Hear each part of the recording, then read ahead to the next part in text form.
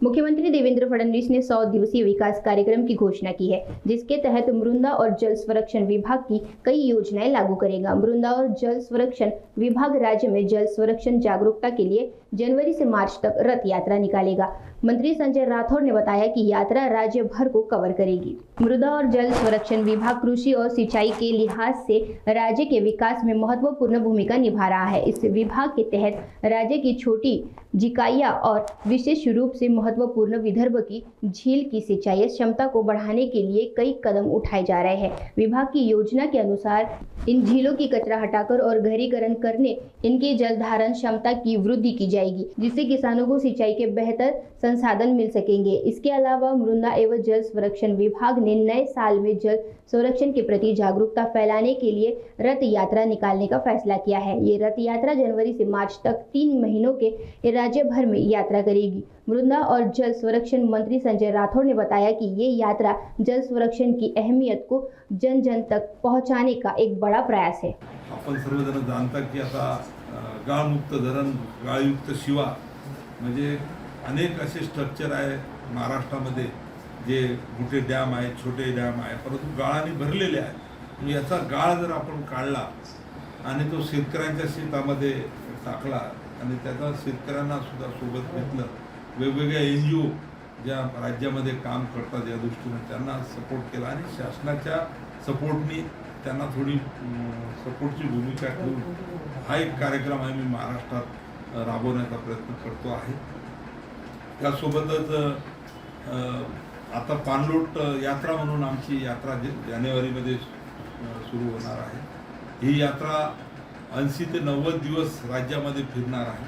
जवळपास 1600 पाणलोट क्षेत्राची गावं आमची आहेत। या 1600 गावं पूर्ण महाराष्ट्रातल्या याला विभागवाईज आम्ही वाटून दिलेल्या वेगवेगळे रथ आम्ही काढणार आहोत आणि सन्माननीय शिवराज सिंग चौहान साहेबांची तारीख घेऊन राज्याचे मुख्यमंत्री, दोन्ही उपमुख्यमंत्री आणि महाराष्ट्रात कुठेतरी एक मोठा कार्यक्रम घेऊन या सर्व NGO संस्था, पाणलोट क्षेत्रामध्ये काम करणाऱ्या लोकांना बोलून तिथून या रथयात्रेला सुरुवात करण्याचा प्रयत्न राहणार आहे। असे 3 रथ आमचे फिरणार आहेत आणि हे रथ कंटिन्यू 4 महिने 80 दिवस 90 दिवस तसं नियोजन आमचं चालू आहे। 2-4 दिवसात त्याचं पूर्ण फायनल प्रोग्राम आम्ही जाहीर करणार आहोत आणि या पाणलोट यात्रेच्या माध्यमातून संवाद याच्यामध्ये प्रत्यक्ष अण्णाजी हजारे साहेब हे सहभागी होतील, आमिर खानजी सहभागी होतील, नाना पाटेकर होतील, नानासपुरे होतील, अजून वेगवेगळ्या NGOचे पोपटरावजी पवार आहेत। हे सर्व असे पाणलोट आणि क्षेत्रामध्ये काम करणारे, जलसंधारणमध्ये काम करणारे या सर्वांना घेऊन आम्ही काम करणार आहोत। यासोबतच मागे थोडे दिवस माझ्याकडे जबाबदारी होती तेव्हा मी पाहिलं की भरपूर वाव या खात्यामध्ये आहे। जसं उदाहरणार्थ आपले छोटे तलाव म्हणजे मोठे स्ट्रक्चर हे जलसंपदा विभागाकडे आहे। पहिले या विभागाला मायनर एज्युकेशनच म्हणत होतं, लघु पाटबंधारे। आता याचं नाव मृदा जलसंधारण केलं गेलं, परंतु आजही छोटे छोटे जे तलाव आहे 600 हेक्टरच्या आतमधले हे आमच्या खात्याच्या मालकीचे आहेत आणि आमच्याकडं थोडंसं मॅन पॉवर कमी होतं म्हणून आता मी मागे मंत्री असताना भरती 690 जागा आम्ही JEEच्या काढल्या, भरती घेतली। मला भरतीमध्ये थोडंसं गडबड झाली होती तर परत भरती घेतली।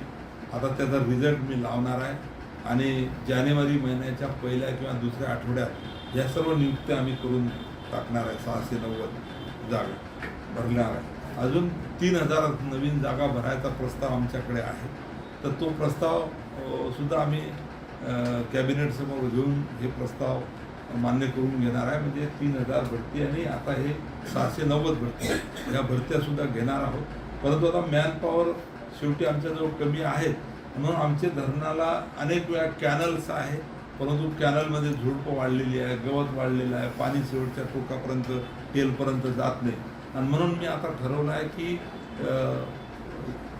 आता हे जे काही आमच्या मालकीचे जेवढे काही छोटे धरणं आहेत यांचं शेवटच्या टोकापर्यंत पाणी जाण्यासाठी या सर्व कॅनलचं पाईपलाईनचं कॅनल करायचं, PDN कॅनल करायचं। म्हणजे मॅनपॉवर नसण्यामुळे मला आता दुसरा पर्याय नाही आमच्याजवळ, म्हणून पाईपलाईनचा जो मुख्य कालवा आहे तो पूर्ण त्या कालव्यामध्ये पाईप टाकायचे आणि शेवटच्या टोकापर्यंत तो न्यायचा आणि जे जे शेतकरी लाभक्षेत्रात येतात त्यांना वॉलच्या माध्यमातून पाणी द्यायचा हा एक कार्यक्रम मी आता राबवण्याचं ठरवलेलं आहे. विभागाला अशा सर्व स्ट्रक्चरचं इस्टिमेट अंदाजपत्रक बनवायला मोठा पाहिजे.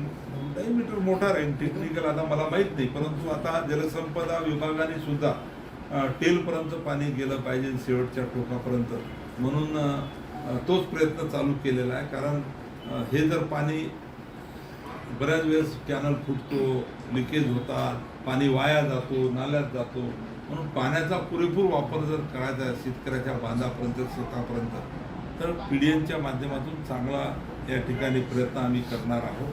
तर हा एक खऱ्या अर्थानं माझा प्रयत्न राहणार आहे. येणाऱ्या 100 दिवसामध्ये टेंडर काढून याचं प्रत्यक्ष काम सुरू करायचं आणि याच्यासाठी मग विदर्भातले जिल्हे वाशिम असेल, यवतमाळ असेल, अमरावती असेल, बुलढाणा असेल, काही पूर्व विदर्भाचे घेऊ ते जिल्हे आम्ही करणार आहोत.